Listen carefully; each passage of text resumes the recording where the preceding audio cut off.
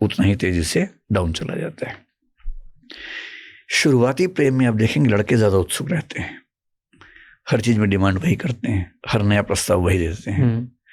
उनके hormones testosterone को बहुत परेशान करता है, पर वो तब तक है जब तक फिजिकल इंटीमेसी नहीं बनी है। फिजिकल इंटीमेसी बनने के बाद या 2, 4, 10, 20 बार बनने के बाद बहुत तेजी से उनका ग्राफ नीचे आना शुरू होता है। इसलिए महिलाओं को अक्सर शिकायत रहती है कि तुम जैसे पहले थे वैसे अब नहीं हो, और वो बेचारा जानबूझ के ऐसा नहीं कर रहा, उसकी नेचर वैसी है। एवोल्यूशन में उसको बनाया ऐसा गया है। फीमेल्स का जो लव का फिनोमेना है वो समय के साथ मैच्योर होता है, एक झटके में नहीं होता, वो धीरे धीरे उस स्थिति में आती हैं। चाहे वो फिजिकल लव हो चाहे नॉन फिजिकल लव हो। फिजिकल लव में भी उन्हें वक्त लगता है इंटीमेट होने में और इंटीमेसी के उस बिंदु पर पहुंचने में, जो मेल्स को नहीं लगता है। और जब वो साथ रहने लगते हैं धीरे धीरे उनका प्रेम गहरा होने लगता है। This is not about all the women, in general. और उनके प्रेम में इमोशनल एलिमेंट ज्यादा हो, ये संभावना ज्यादा रहती है। This is one thing.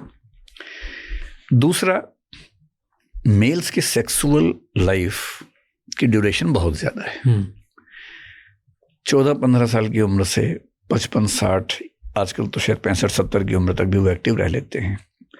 And they have the capacity of producing children even in the age of 50, 55, 60, 65, 70। तो फीमेल्स को ये भी पता है कि हमारा एट्रैक्टिव होना, मदर हो पाना बहुत दूर तक चलेगा नहीं। तो सबकॉन्शियस अनकॉन्शियस में, इवोल्यूशनरी साइकोलॉजी में बात कही जाती है।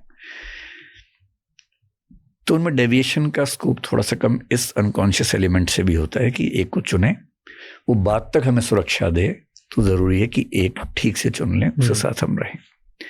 तो दूसरा पैरामीटर क्या हुआ? इमोशंस। तीसरा, उनकी जो बायोलॉजी है उसका अंतर भी उनको थोड़ा सा परेशान करता है।